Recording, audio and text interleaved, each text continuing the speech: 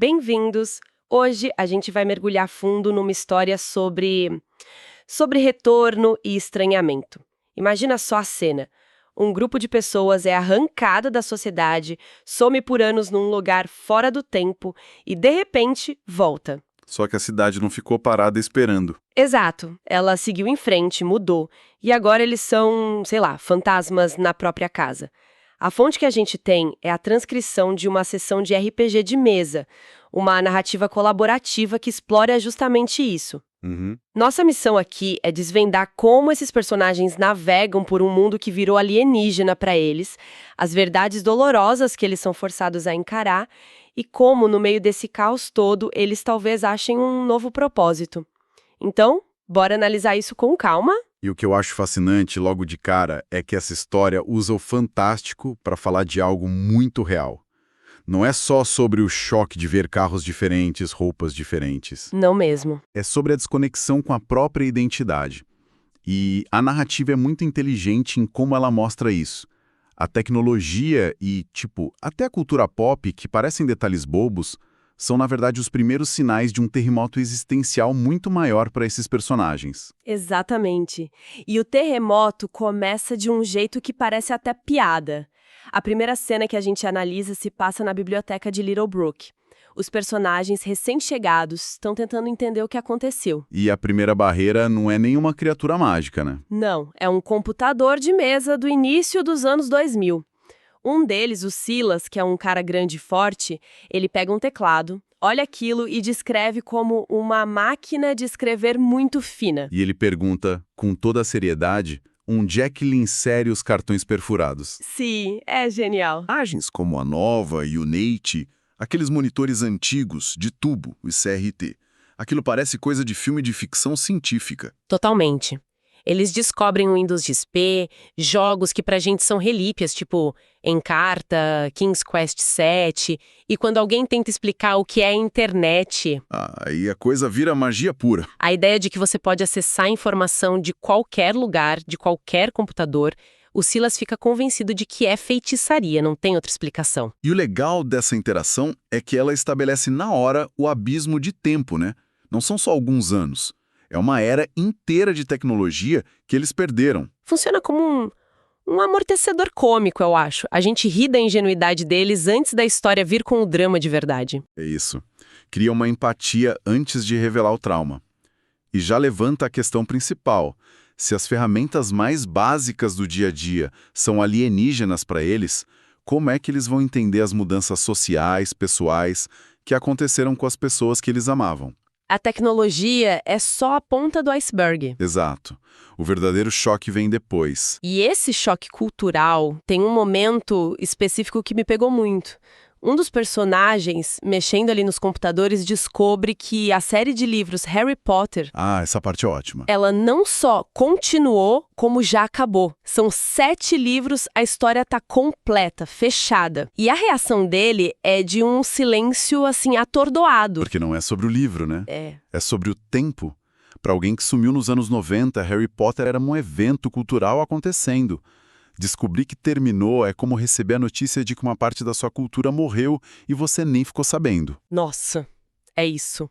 Se até as histórias que eles amavam acabaram, o que mais chegou ao fim sem que eles soubessem? É nesse ponto que o chão começa a ruir. E como rui? Cara, e é aqui que a coisa fica realmente interessante. O tom leve da biblioteca some por completo. O Nate, um dos retornados, confronta a Amanda, uma moradora local que estava ajudando eles. A fonte descreve a raiva dele como algo palpável. Ele pressiona ela, né, acusando de saber o que tinha acontecido, de fazer parte de uma conspiração. E a resposta dela é o primeiro grande soco no estômago da história.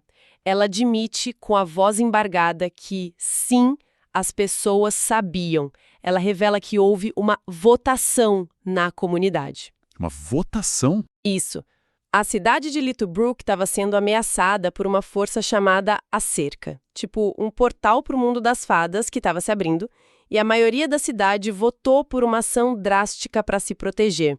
Uma ação que, como efeito colateral, causou o desaparecimento deles. O uso da palavra votação é brutal. Transforma uma tragédia num ato deliberado. eles foram o custo aceitável para salvar o resto. Exato.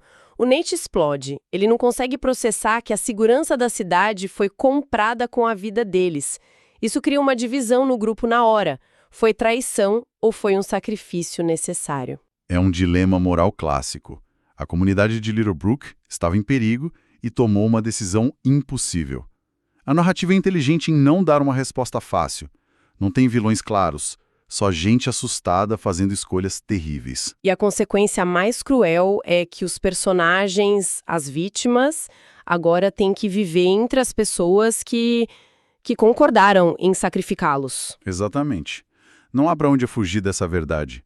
Eles precisam entender esse mundo novo muito rápido, aprender as regras e se preparar para os perigos que ainda existem. Essa necessidade de adaptação acelerada é um tema central. Sim. Sabe, essa capacidade de aprender rápido e se adaptar sob pressão, de estudar um sistema complexo para sobreviver, isso me lembra muito o perfil de quem gosta de RPG. Geralmente são pessoas criativas, inteligentes, muito envolvidas com leitura. Faz sentido. E esse perfil combina muito com a dedicação que a gente precisa para enfrentar grandes desafios, como se preparar para provas e concursos, seja vestibular, concurso público, militar, OAB ou residência médica. Para quem é estudante e quer se preparar de verdade, entra agora em medicob.com.br, baixa o app e aproveita o maior banco de questões do Brasil, com provas anteriores de todas as instituições, questões comentadas, resumos práticos, aulas completas e flashcards prontos para revisar onde quiser. Ótima dica. E falando em preparação, os personagens desta história estão prestes a receber uma aula intensiva sobre a nova realidade de Little Brook, uma preparação que eles não poderiam sequer imaginar. Sim, e essa aula vem de uma figura fascinante, o Matthew, um changeling mais velho, alguém que passou pela mesma experiência mais décadas antes. Ele é tipo um fantasma do futuro deles. E é ele quem explica as novas regras do jogo. São 4 pontos-chave, né? Exato. O primeiro é o contrato. Ele explica que em 2002, para impedir que a cerca engolisse a cidade, os changelings que já moravam lá fizeram um ritual, um contrato com as estações, para selar Little Brook de Arcádia. O reino das fadas. Isso. E o selo protegeu a cidade por 17 anos. Mas o fato do nosso grupo ter conseguido voltar é a prova de que o contrato está falhando. Certo. E o segundo ponto? O segundo é o preço. O feitiço não foi de graça. Para alimentar o ritual, cada um dos changelings mais velhos teve que doar partes de si. Memórias felizes, pedaços da alma. E por causa disso, eles estão presos na cidade para sempre. E o pior, se um deles morrer, o feitiço todo enfraquece. Nossa, eles são os guardiões e os prisioneiros ao mesmo tempo. Exatamente. O que nos leva ao terceiro ponto, que é bizarro. Os fetches. O Matthew revela que existem umas 25 duplicatas mágicas, cópias feitas de gravetos e sonhos vivendo em Little Brook. As cópias que foram deixadas no lugar das crianças sequestradas. Sim. E muitas delas enganaram as famílias por quase 20 anos, vivendo as vidas que foram roubadas. Imagina voltar a descobrir que tem outra pessoa vivendo a sua vida. E se essa cópia for uma versão melhor de você? A dor de ser substituído. É um horror psicológico.